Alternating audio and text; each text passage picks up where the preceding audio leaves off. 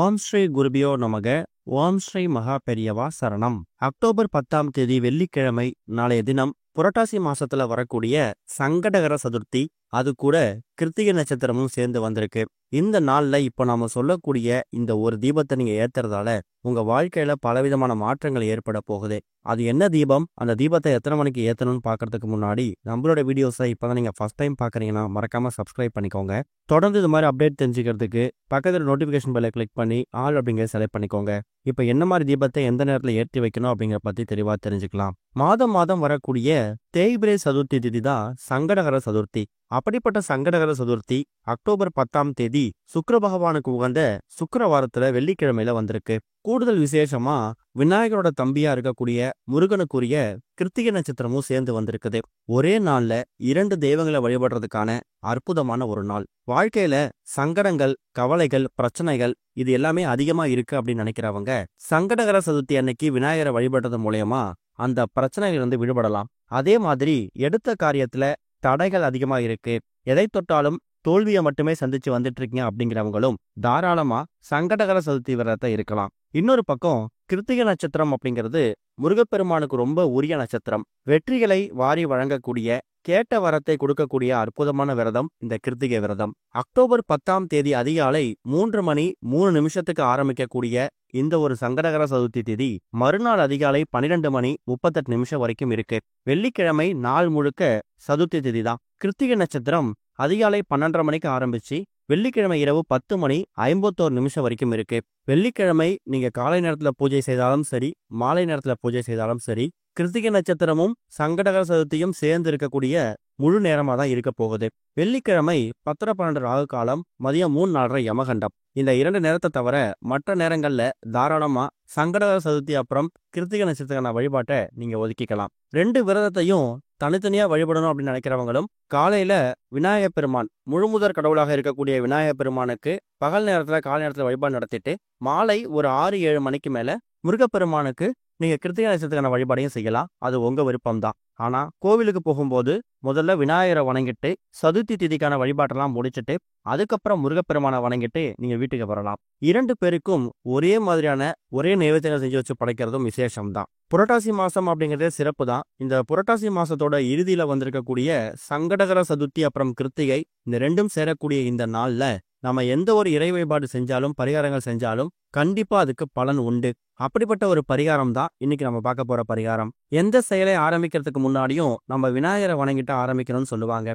தொழில் தொடங்க போறீங்க, புதுசா ஒரு வியாபாரத்துக்கான டீலிங் பேச போறீங்க, இது மாதிரி எந்த விஷயமா இருந்தாலும் சங்கடகர சதுர்த்தி அன்னைக்கு விநாயகரை வணங்கிட்டு ஒரே ஒரு சிதறு தேங்காய் உடைச்சிட்டு அதுக்கப்புறம் ஆரம்பிக்கலாம். அது நீங்க காலை நேரத்தை செஞ்சாலும் சரி, மாலை நேரத்தை செஞ்சாலும் சரி. இந்த சதுர்த்தி வேலை அப்படிங்கிறது மாலை 5 மணிலிருந்து 6 மணி. இந்த 1 மணி நேரம் நம்ம வீடு பகுதி விநாயகர் கோவில்கள்ல விநாயகருக்கு அபிஷேக ஆராதனைகள் நடக்கும். அதுல போய் கலந்துக்கோங்க.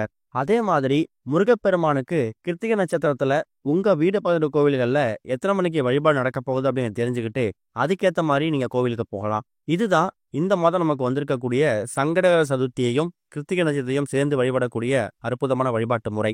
இது போக இப்ப நம்ம சொல்லக்கூடிய இந்த ஒரு தீபத்தை உங்க வீட்டோட பூஜை அறையில நீங்க ஒரு 10 நிமிஷம் ஏற்றி வச்சாலே போதும். பலவிதமான மாற்றங்கள் உங்களுக்கு ஏற்படும். இறை வழிபாட்டை பொறுத்த வரைக்கும் தீபம் ஏற்றி வழிபடுறதுக்கு நம்ம தனி முக்கியத்துவம் கொடுப்போம். சாதாரணமா நீங்க கோவிலுக்கு போயிட்டு இறை வழிபாடு நடத்துறதை விட அந்த இறைவனுக்கு முன்னாடி ஒரு தீபம் ஏற்றி வச்சு உங்க கோரிக்கையை முன்வைக்கும் போது முழுமையா வழிபட்ட பலன் கிடைக்கும், திருப்தி கிடைக்கும். அதுக்கு இந்த சங்கடகர சதுர்த்தி அப்புறம் கிருத்திகை வரக்கூடிய இந்த வெள்ளிக்கிழமையும் விதிவிலக்கு இல்லை அப்படிங்கிறத நீங்க தெரிஞ்சுக்கணும். இந்த தீபத்தை ஏற்றி வைக்கிறதுக்கு உங்களுக்கு மொத்தமாவே 2 பொருட்கள் தான் தேவைப்படும். அதுல முதல் முக்கியமான பொருள் வெள்ளை மொச்சை. வெள்ளை மொச்சை அப்படிங்கிறது சுக்கிர பகவான் ஆதிக்கம் நிறைஞ்சிருக்கக்கூடிய ஒரு பொருள். வாழ்க்கையில யாருக்கெல்லாம் சுக்கிர தோஷம் இருக்கு அப்படிங்கிற மாதிரி அவங்க ஜாதகத்தை சொல்லியிருக்காங்களோ அவங்க வெள்ளிக்கிழமையில வரக்கூடிய சுக்கிர ஹோரை 3 நேரத்துல வரும். காலையில 6 மணிலிருந்து 7 மணி, மதியம் 1 மணிலிருந்து 2 மணி, இரவு 8 மணிலிருந்து 9 மணி. இந்த 3 நேரம் சுக்கிர ஹோரை.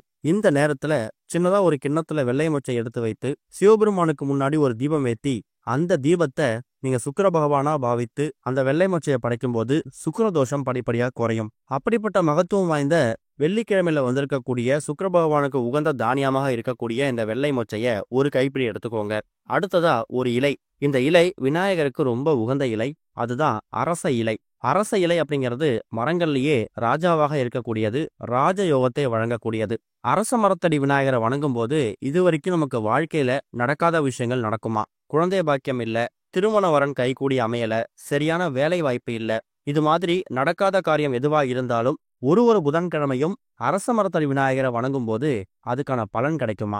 அவ்வளவு மகத்துவம் வாய்ந்த அந்த அரச மரத்தடி விநாயகர் உட்கார்ந்துருக்கக்கூடிய அந்த அரச மரத்து இலை இருக்குல்ல, அது ஒரு இலை கிடைச்சா கூட போதும். நிறைய பேர் வீடுகள்ல கிராமத்துல இருக்கக்கூடியவங்க இல்ல சிட்டில இருக்கவங்களுக்கு கூட அந்த அரச மரத்து இலை எளிதா கிடைச்சிடும். சில பேருக்கு கிடைக்காது. அப்படிப்பட்டவங்க நாட்டு மருந்து கடைகள்ல அரச மரத்து இலைய காய்ந்து போன நிலையில வச்சிருப்பாங்க. அதை கூட நீங்க பயன்படுத்திக்கலாம். ஆனா அரச மரத்து இலை ஃப்ரெஷ்ஷா பயன்படுத்த முடியும் அப்படிங்கிறவங்க, வாங்க முடியும் அப்படிங்கிறவங்க நீங்க பறிச்சுட்டு வந்து தயார் செஞ்சு வச்சுக்கோங்க. தட்டு மேல வெள்ளை மொச்சையை பரப்பி வச்சு அதுக்கு மேல அரச மரத்து இலையை வைத்து ஒரே ஒரு தீபம், முடிஞ்சா நெய் தீபம் போடணும். இந்த தீபத்தை நீங்க பொதுவா விநாயகர் அப்புறம் முருகன் இந்த 2 பேரும் போட்டோவுக்கு முன்னாடி நீங்க பொதுவா வச்சோட தீபத்தை ஏத்திக்கலாம். இந்த தீபத்தை ஆண்கள், பெண்கள், குழந்தைகள்னு சொல்லி யார் வேணாலும் ஏற்றலாம். எந்த விதமான கட்டுப்பாடுகளும் கிடையாது. ஏற்றக்கூடிய நேரம் ரொம்ப முக்கியம். முடிஞ்சா சுக்கிரஹோரையில காலையில 6 மணிலேருந்து 7 மணி, மதியம் 1 மணிலேருந்து 2 மணி, அதை விட்டீங்கன்னா இரவு 8 மணிலேருந்து 9 மணி. இந்த 1 மணி நேரத்துல ஏதாவது ஒரு நேரம் இந்த தீபத்தை ஏத்தலாம். ஏற்றக்கூடிய அந்த நேரம் முழுமுதற் கடவுளாக இருக்கக்கூடிய விநாயகரை மனசார பிரார்த்தனை பண்ணிக்கோங்க. அடுத்ததா கிருத்திகை நட்சத்திரம் வந்திருக்கிறதால முருகப்பெருமான பிரார்த்தனை பண்ணிட்டு கடைசியா இந்த வெள்ளை மொச்சை வைத்து இந்த தீபம் ஏற்றிருக்கிறதால சுக்கிர பகவானை நீங்க பிரார்த்தனை பண்ணணும். சுக்கிர பகவானை வணங்கும் போது எங்க வாழ்க்கையில இருக்கக்கூடிய சுக்கிர தோஷம் எதுவா இருந்தாலும் படிப்படியா குறையணும். எங்களுக்கு சுக்கிர பார்வை கிடைச்சி எங்க வாழ்க்கை ஓஹோன்னு மாறணும்னு சுக்கிர பகவானையும் பிரார்த்தனை பண்ணிக்கோங்க.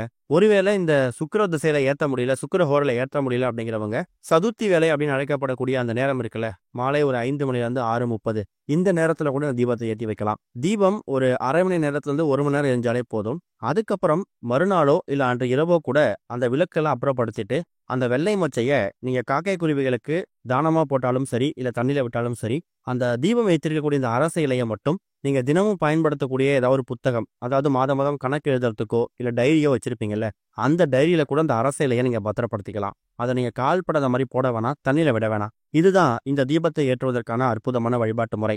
பார்க்கறதுக்கு ரொம்ப எளிமையான விஷயம் மாதிரி தெரியும். அரச யோகம், ராஜயோகத்தை வாரி வழங்கக்கூடிய விநாயகப் பெருமானுக்கு உகந்த இந்த அரச மரத்து இலையையும் சுக்கிர பகவானோட சுக்கிர திசையை வாரி வழங்கக்கூடிய அந்த வெள்ளை மொச்சையும் சேர்த்து ஏற்றக்கூடிய இந்த ஒரு தீபம் எக்கச்சக்கமான மாற்றங்களை உங்க வாழ்க்கையில ஏற்படுத்த போகுது அப்படின்னு நம்பிக்கையோட பண்ணுங்க. கண்டிப்பா நல்லதே நடக்கும். இதுக்கு நீங்க பயன்படுத்தக்கூடிய நேரமும் இதுக்கான பொருட்களும் ரொம்ப கம்மி தான். ஒருவேளை அரச இலை தயாரே பண்ண முடியல, வேற வழியே இல்லை அப்படிங்கிறவங்க இந்த இடத்துல அரச இலைக்கு பதிலா முருகப்பெருமானுக்கு உகந்த செம்பருத்தி இலை, அந்த இலையை கூட வைத்து தீபம் ஏற்றலாம், தவறில்ல. கூடுமான அளவுக்கு அரச இலை இருக்கிற மாதிரி பார்க்கறது விசேஷம். கோவிலுக்கு போகும்போது முடிஞ்சா 8 எண்ணிக்கையில கொழுக்கட்டை தயார் செய்து கோவிலுக்கு வரக்கூடிய குழந்தைகளுக்கு அந்த 8 கொழுக்கட்டைய சமபங்கா பிரிச்சு கொடுங்க.